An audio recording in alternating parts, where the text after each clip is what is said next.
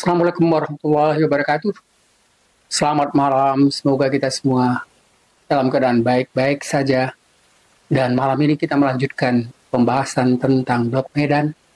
Pada bagian kedua ini, kita melanjutkan penjelasan ringkas pada bagian pertama, di mana akhirnya Bobi Nasution dan Kahiyang memperoleh apa yang kita sebut tadi izin untuk mengeksplorasi sumber daya alam mineral yang kaya luar biasa itu.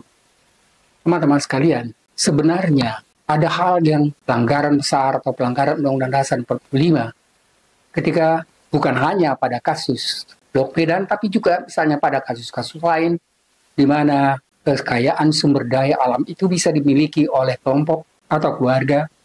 Padahal semestinya dalam Undang-Undang Dasar 1945 dikatakan bahwa sumber kekayaan alam yang ada di bumi Indonesia ini tidak bisa dimiliki oleh kelompok atau seseorang karena sumber daya atau kekayaan alam itu merupakan jalan untuk memberikan sebenarnya cita-cita kesejahteraan bagi seluruh masyarakat Indonesia. Akan tetapi justru akhirnya pelanggaran atau pemberian izin kepada pengusaha-pengusaha untuk memperoleh izin tambang itu merupakan pertentangan atau berlawanan dengan pasal 33 Undang-Undang Dasar 1945. Teman-teman sekalian, kalau kita katakan bahwa itu pelanggaran pasal 33 Undang-Undang Dasar 45, itu berarti sebenarnya pelanggaran yang bukan sederhana, bukan pelanggaran yang dianggap sebenarnya bisa dipermainkan begitu saja, karena tidak memikirkan sebenarnya awal kemungkinan akan terjadinya tuntutan hukum terhadap pelanggaran-pelanggaran tersebut, dan itu adalah pelanggaran terhadap Undang-Undang Dasar dan peraturan lainnya yang diberikan Jokowi pada keluarganya kalau misalnya berkaitan misalnya dengan kasus apa yang saya katakan tadi, Blok Medan. Dan yang lain-lain juga misalnya pada keluarga atau kelompok tertentu yang memiliki modal untuk bisa memperoleh keuntungan yang sangat besar ketika itu nanti mereka sudah melakukan eksplorasi. Teman-teman sekalian, jadi Blok Medan itu melanggar pasal 33 Undang Dasar 45, dan pada Undang-Undang Dasar 1945 itu dengan jelas berbunyi bahwa perekonomian diatur sebagai cabang produksi yang penting bagi negara dan harus atau menguasai hajat hidup orang banyak dikuasai semestinya oleh negara. Bumi, air, dan kekayaan alam yang terkandung di dalam alam sumber daya alam itu semuanya harus dikuasai oleh negara dan digunakan sebesar-besarnya untuk kemakmuran rakyat banyak. Jadi jelas sekali dijelaskan pada Undang-Undang Dasar atau pasal 33 itu yang menyatakan bahwa kekayaan alam yang terkandung di dalam bumi Indonesia itu adalah yang milik negara, dikuasai negara, dan harus digunakan sebesar-besarnya untuk kemakmuran rakyat banyak. Teman-teman sekalian, bagaimana kalau misalnya ada kelompok atau keluarga yang melakukan pelanggaran terhadap Undang-Undang Dasar 1945 ini? Padahal Undang-Undang Dasar dan Pancasila, Undang-Undang Dasar 1945 dan Pancasila itu adalah dasar untuk semua hukum dan peraturan yang ada di Indonesia. Oleh karena itu sebenarnya tadi dikatakan bahwa itu bukan pelanggaran yang sederhana, tapi itu adalah suatu pelanggaran yang berat dan mestinya memang memerlukan pertanggungjawaban dari setiap pelanggar terhadap pasal 33 Undang-Undang Dasar itu. Teman-teman sekalian, lalu bagaimana kalau selama pemerintahan Jokowi misalnya banyak melakukan pelanggaran hukum, melanggar demokrasi, melanggar hak asasi rakyat seperti dikemukakan pada pengadilan yang terkenal, dan waktu itu sebenarnya banyak sekali protes, dan protes-protes itu adalah terhadap pelaksanaan apa yang disebut misalnya pengadilan rakyat dilakukan di Universitas Indonesia. Dan di situ dikemukakan bahwa ada 9 dosa yang dilakukan oleh Jokowi, dan 9 dosa itu adalah sebagai bagian dan menjadi latar belakang untuk sebenarnya bisa mempermasalahkan tentang bagaimana nanti kalau misalnya sidang-sidang untuk yang benar-benar sidang di dalam pengadilan umum itu terjadi. Teman-teman sekalian, kita bisa melihat misalnya bagaimana aktivis HAM Hasnawati dan penggiat demokrasi menggunakan mengangkat beberapa masalah yang berkaitan dengan pasal-pasal itu. Ada misalnya, antara lain misalnya Anita Wahid, Putri Presiden Abdurrahman juga ikut berbicara, dan beberapa wanita dan mahasiswa yang lain atau ahli hukum yang lain. Sementara itu ada 8 penggugat dari komponen masyarakat sipil dalam sidang seperti akademisi hukum Bivitri Susanti, mantan pegawai Komisi Pemberantasan Korupsi Benediktus Siumiela, hingga anak korban tragedi Tanjung Priuk 1984 Muhammad Rahullah. Dan semua sebenarnya adalah yang terlibat dalam apa yang kita sebut tadi dengan acara yang dilakukan pada Pengadilan Rakyat di Universitas Indonesia itu.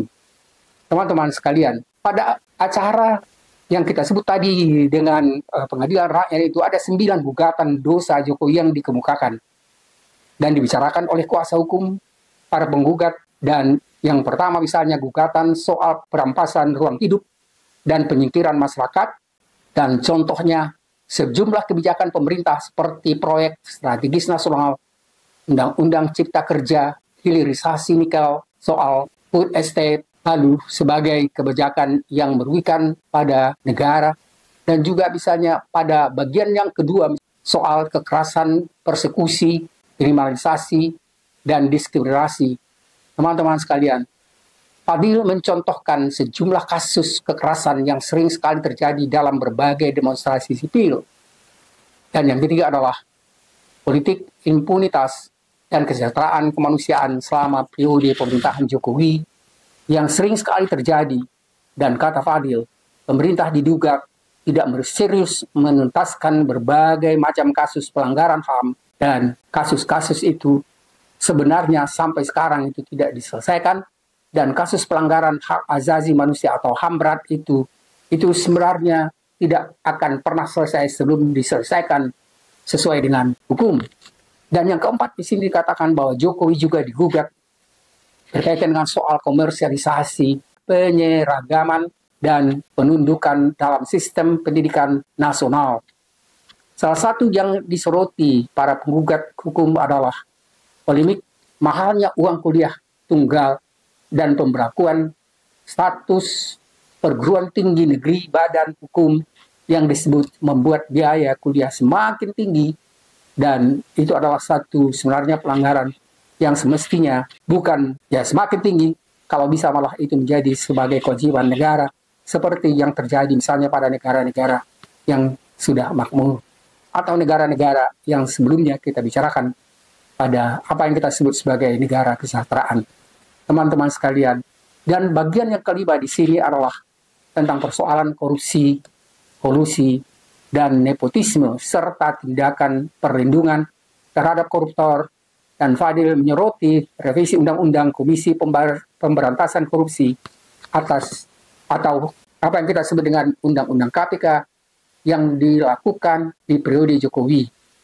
Selain itu ada juga apa yang kita sebut misalnya tudingan bahwa Jokowi telah menormalisasi praktek kolusi dan nepotisme selama Pilpres 2024. Teman-teman sekalian, jadi kita sekarang sudah melihat misalnya apa yang dikemukakan dan dibahas pada bagian 5 bagian yang di atas, dan bagian ke-6 adalah Fadil mengukakan soal eksploitasi sumber daya alam.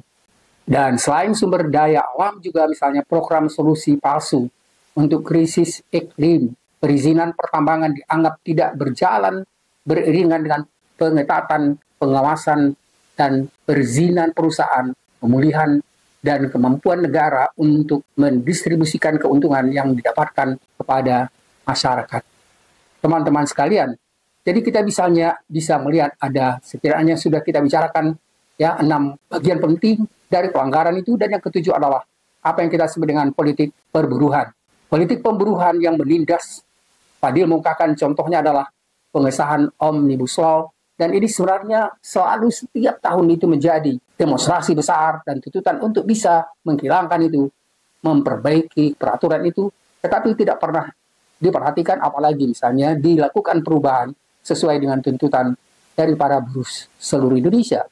Teman-teman sekalian, Yang kedelapan adalah pembajakan legislasi.